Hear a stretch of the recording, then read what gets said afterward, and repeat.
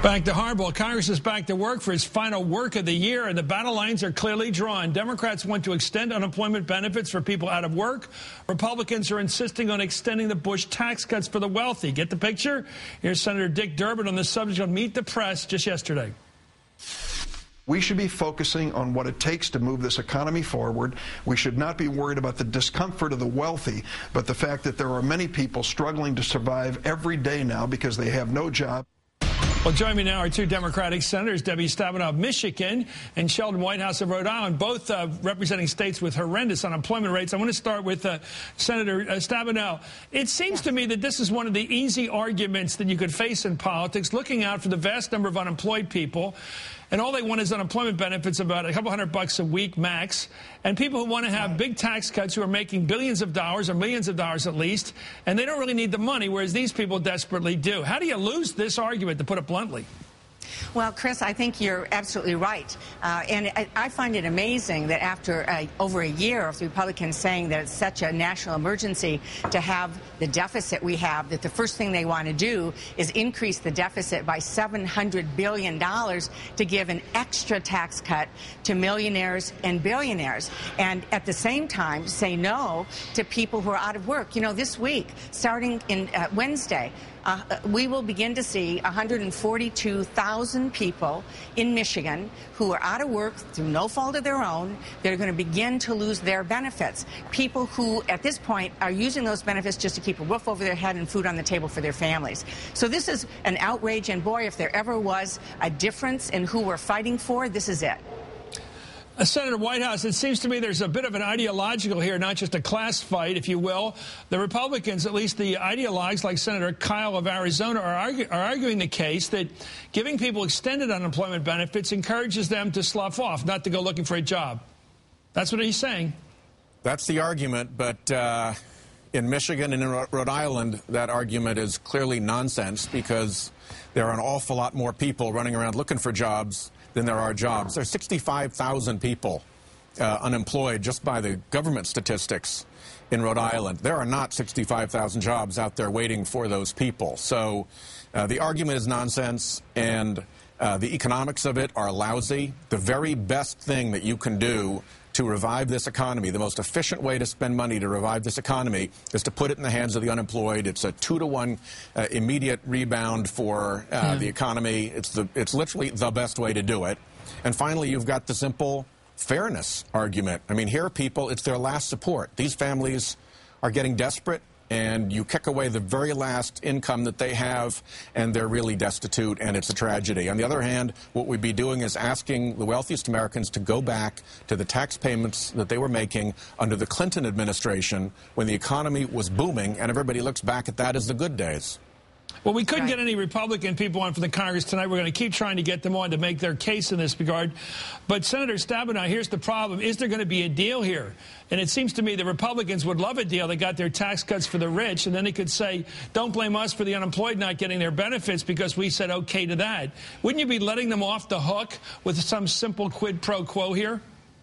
Well, I think so. I'm certainly not one that believes that we should extend an economic policy of extra tax cuts for millionaires and billionaires that hasn't created jobs for 10 years. You know, Chris, if that policy had created jobs, I'd be all for it. But we've lost hundreds of thousands of jobs in Michigan under a policy for 10 years of giving tax cuts to the very rich and hoping it trickles down to everybody else. I mean, we want, and I strongly support, tax cuts for the middle class, for small businesses, helping people who are out of work when there's 5 people looking for every 1 job that's available. And in my judgment, we need to stand firm on that and make it clear that we're not going to be held hostage. We're not going to let them hold middle-class families and small businesses hostage, or people who are out of work hostage, to give an extra tax cut that adds $700 billion to the national debt for the few wealthiest Americans. What do you think Senator Whitehouse, a guy up in Rhody in Rhode Island, a working-class guy, would say if you said to him, you can get your unemployment benefits if the rich get their tax cuts? Would he say forget about it, or would he say, yeah, I guess you have to cut a deal with the wrong guys? Or what would he say? How do you speak for a person like that? If it comes down to keeping these people with, body and soul together with their last remaining shred of income and with no jobs around them, I think that has to be our first priority. But if we're clear about this choice, we don't have to. If we're clear about this choice, I don't think we have to, because I think Americans get this. You asked earlier the question, how can we lose this one? I think the only way we can lose this one is by not being clear and not being solid together. And if we start to wobble, then I think, that's how we lose it. But if the White House stands firm and if we stand firm, I think we can do what is right for people who are unemployed through no fault of their own and protect our debt and our deficit levels from having to, borrow more money from China to fund huge tax cuts for the very wealthiest Americans. Let's take a look at Senator Kyle, a Republican on this issue. He was on Meet the Press yesterday defending the Bush tax cuts. He says they aren't a tax cut. Listen to the way he argues this. Let's listen. Nobody is talking about tax cuts. We've had the rates in existence now for 10 years. All Republicans are saying is keep them in place. Don't raise taxes on anyone. And so our position is let's extend all of the current rates for some period of time. Obviously, we'd like to do it permanently, but if it's 3 or 4 years, that's fine, too. Well, catch the logic. Here he is, the same senator who said the tax cuts are not tax cuts, even though they were sunsetted back when they were passed. Here he is in March saying extending unemployment benefits don't create jobs. He's knocking the benefits. Here he is. Let's listen. Here it is. In fact, if anything, continuing to pay people unemployment compensation is a disincentive for them to seek new work. There you have your argument, Senator Whitehouse. There you have your classic Republican conservative argument that unemployment benefits encourages laziness. It encourages sloth. It encourages not looking for jobs, whereas tax cuts for the rich are really not tax cuts because all they do is continue the beneficence of George W. Bush.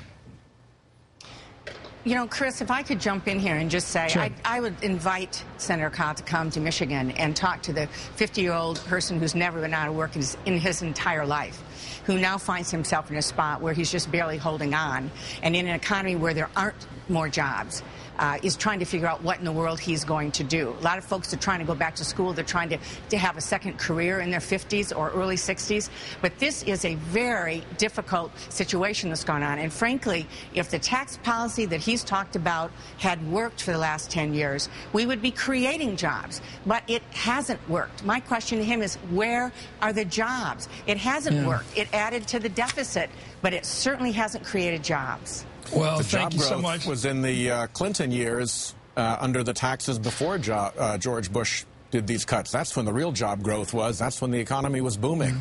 And that's what the Republicans apparently are afraid of going back to. Well, it seems to me that John Kyle now opposing the New START treaty, trying to screw up our relations with Russia, trying to defend tax cuts for the rich by saying they're not tax cuts, by knocking unemployment benefits for people who are hard up, seems to be running for Dr. Evil this Christmas. Anyway, thank you very much for joining us. Debbie Stabenow, the senator from Michigan, and Sheldon Whitehouse, the senator from Rhode Island.